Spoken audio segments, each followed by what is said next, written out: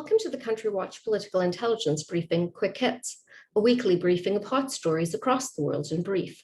I'm Denise Youngblood Coleman, and I'm the Editor-in-Chief and Senior International Affairs Analyst at Country Watch. This week, I'm covering Belarus as the featured country. On May 23rd, President Alexander Lukashenko of Belarus ordered a fighter jet to intercept a European airliner traveling through its airspace, forcing the plane to land in the capital of Minsk. There, a well-known dissident journalist aboard the flight was seized. The long-serving autocrat Lukashenko personally ordered an MiF-29 fighter jet to force down the Ireland-based Ryan Boeing 737-800 aircraft, which departed from Athens in Greece bound for Vilnius in Lithuania while it was in Belarusian airspace.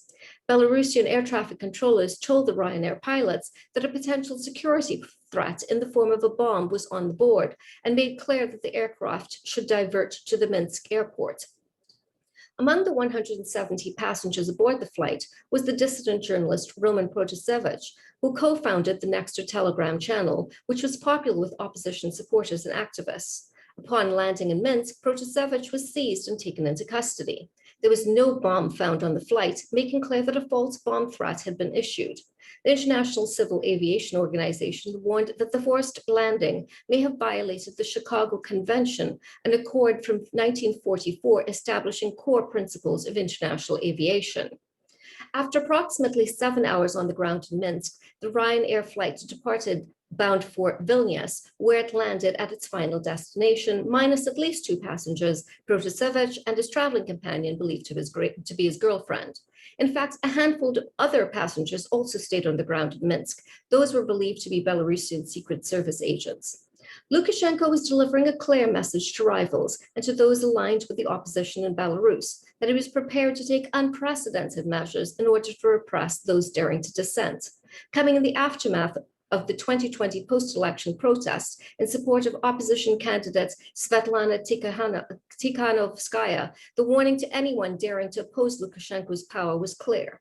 He would be willing to go to extraordinary lengths to repress dissent. In fact, not even safe haven in the sky would protect one from Lukashenko's grip. The ensuing fury from the international community was immediate and vociferous. The CEO of Ireland-based Ryanair, Michael O'Leary, called the situation a state-sponsored hijacking. European officials bitterly characterized the forced landing of the Ryanair flight to be akin to a hijacking.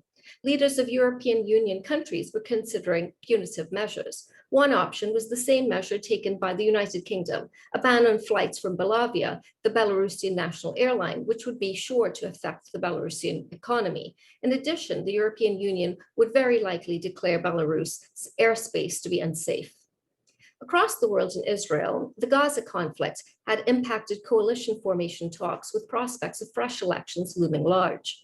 A ceasefire deal went into effect on May 21st between Israel and the Palestinian extremist militant groups Hamas and Islamic Jihad, essentially easing the violence. As such, there was a glimpse of hope for security, stability, and possibility with regard to the remaining period available to the anti-Netanyahu bloc for coalition building.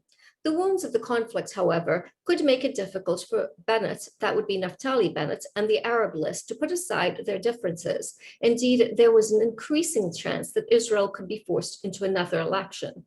Lapid's Yesh Atid party announced that the coalition talks would resume on May 24th, but significantly without Bennett's Yamina participating in these negotiations.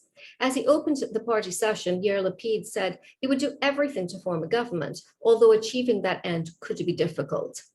Moving on to Nigeria, the leader of the extremist Islamic terrorist group Boko Haram may have died by deliberately committing suicide in order to avoid capture.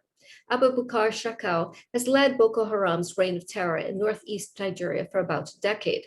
But on May 21st, the Nigerian military said it was investigating reports that Shekau died days earlier after blowing himself up to avoid being captured and taken alive by a rival group.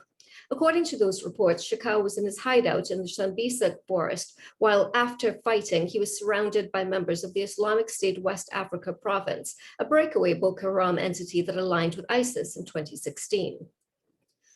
ISWAP demanded that Shekau pledge his allegiance to them. It was at that time that Shekau allegedly detonated the suicide vest he was wearing.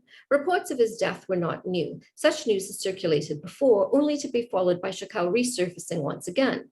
As such, the Nigerian military was not inclined to make the declaration of Shekau's death and risk being embarrassed if he turned up alive.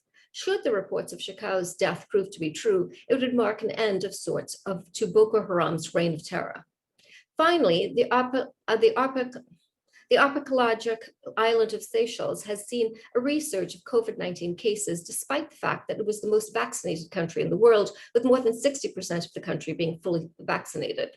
The population of Seychelles, around approximately 100,000, has seen a significant portion of the population infected, and the Ministry of Health said on May 10th that a full third of the infections were among fully vaccinated individuals. The first vaccine distributed was with the China-made Sinopharm vaccine. The Oxford AstraZeneca vaccine produced in India has also been distributed, as well as the Sputnik V vaccine, which is produced in Russia. In early April, the leader of China's Center for Disease Control and Prevention, George Gao, admitted that the efficacy of vaccines produced in China left a lot to be desired. The Seychelles Health Commissioner also believed that the early dropping of restrictions contribute to the surge of COVID-19 cases. I've also covered the political crisis in Samoa, which we'll continue to cover next week, so look out for that. I'll also be keeping up the situation unfolding in Belarus. Also coming up will be the coverage of the political maneuvering in Mali as the leader of the junta, which seized power less than 10 months ago, pushed out the transitional government. As well, I'll be covering the inauguration of Ecuador's first right-wing leader in over 14 years.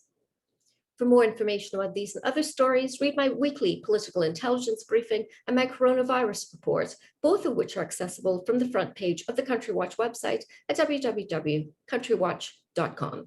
Thank you for your time. Have a great day. And remember that now more than ever, as we function in the international marketplace, as we confront climate change, and yes, as we try to survive and get past this lethal global coronavirus pandemic, yes, please remember that we do indeed live in an interconnected world.